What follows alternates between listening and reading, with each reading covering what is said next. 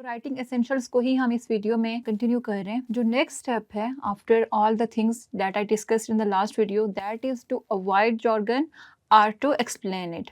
अब जॉर्गन होते क्या है? जॉर्गन कुछ ऐसे टेक्निकल टर्म्स होते हैं जो किसी स्पेसिफिक इंडस्ट्री में रिलेटेड होते हैं और उस इंडस्ट्री के लोगों को तो वो समझ आते हैं, लेकिन अगर किसी को इस इंडस्ट्री की नाउ हाउ नहीं होगी तो उनके लिए उन टर्म्स को समझना मुश्किल होता है। फॉर एग्जांपल, आप हेल्थ की एग्जांपल ले लो। आप अगर लिख रहे हो एक स्पेसिफिक हेल्थ डिजीज़ के बारे में, जिस तरह से इवन अगर आप लिख रहे हो ब्लड डिजीज़ के बारे में, तो बहुत सारी होती हैं। अब कोई डॉक्टर होगा या मेडिकल प्रोफेशनल होगा तो उसको तो वो टर्म समझ में आएंगी, लेकिन अगर कोई जस्ट ऐसा रीडर है, उसको वो प्रॉब्लम्स फेस्ड हैं और वो सिर्फ नॉलेज चाह रहा है कि व्हाट ही और शी इज़ गोइंग थ्रू, तो उनको वो मेडिकल टर्म्स समझ में नहीं आएंगी।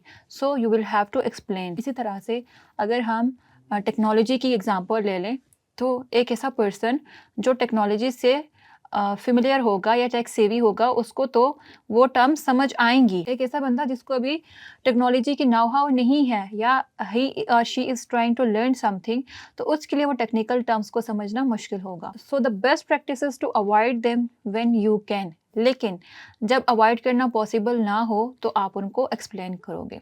For example, you can see the software has a steep learning curve, so maybe it will be a little difficult for someone जिसकी first language English नहीं होगी।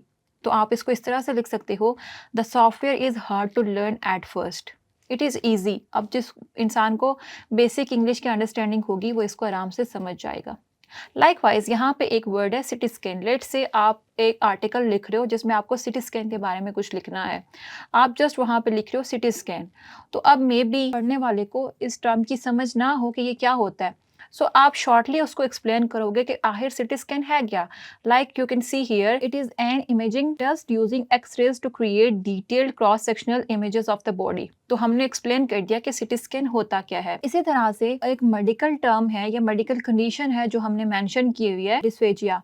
अब यहाँ पे इट इज राइटिंग के it can be a painful condition. तो may be एक normal इंसान जिसको मेडिकल की या मेडिकल फील्ड की अंडरस्टैंडिंग नहीं है, इस टर्म को समझना मुश्किल होगा।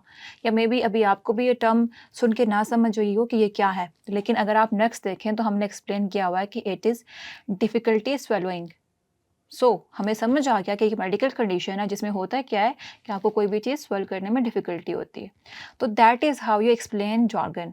अब ये ज़रूरी नहीं है कि आप जॉर्गन को एक्सप्लेन करने के लिए बहुत लॉन्ग लॉन्ग पैराग्राफ्स के सेंटेंसेस लिखोगे। You can just explain the basic concept in one line और in a few words. After that, the one more best practice for making your writing more clear and engaging is to use active voice.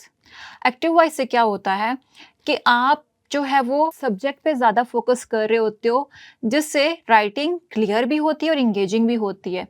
अगर मैं कहूँ कि the door was shut by Iram, तो ये आपके लिए समझने में मुश्किल होगी या आपको इंगेजिंग नहीं लगेगा। लेकिन अगर मैं कहूँ कि इरम शट द डोर, तो वो समझने में ईजी है।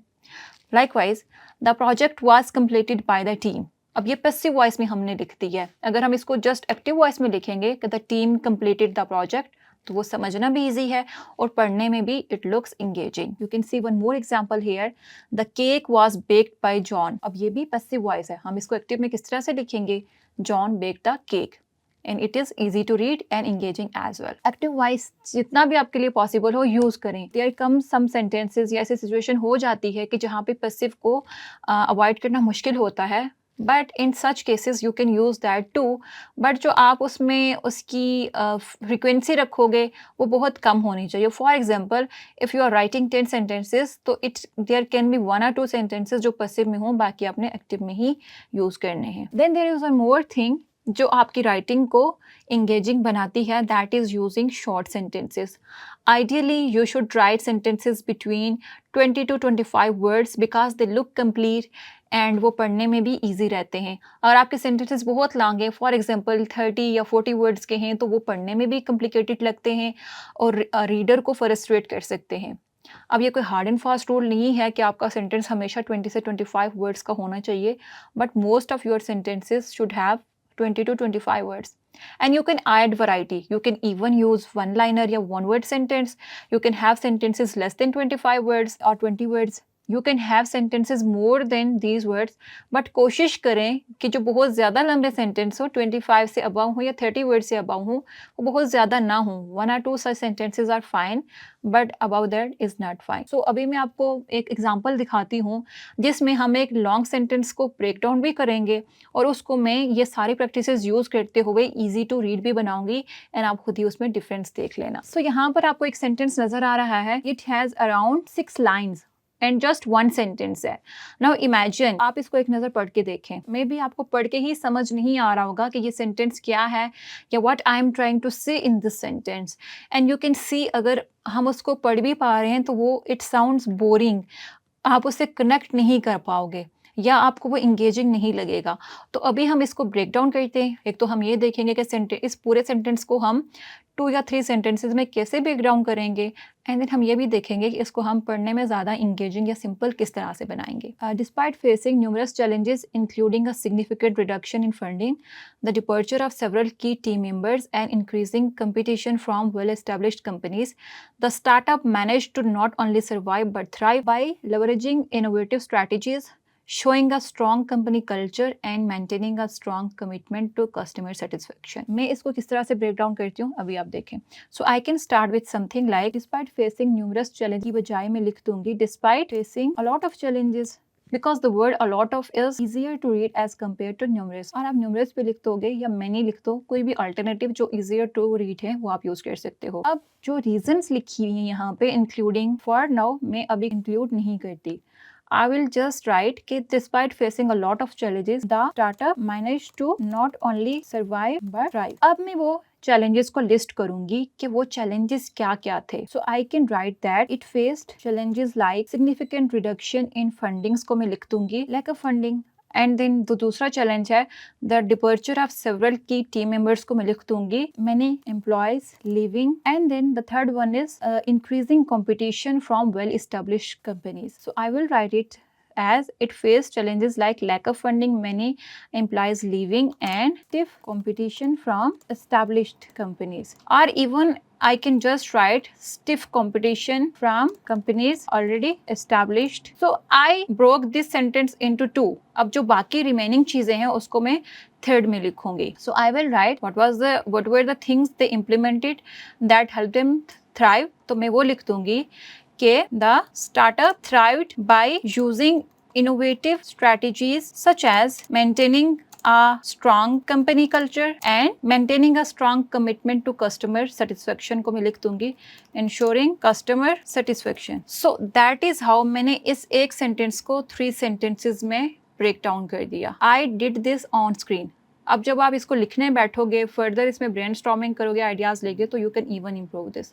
तो आज आपका टास्क यही है कि आपने इसी सेंटेंस को लेना है और इसको आप ब्रेक डाउन करके देखें एंड सी कि आप इसको किस तरह से मल्टीपल सेंटेंसेस में डिवाइड करोगे और किस तरह से इसको ईजी टू रीड बनाओगे. Now after sentences you have to make sure to write short paragraphs as well.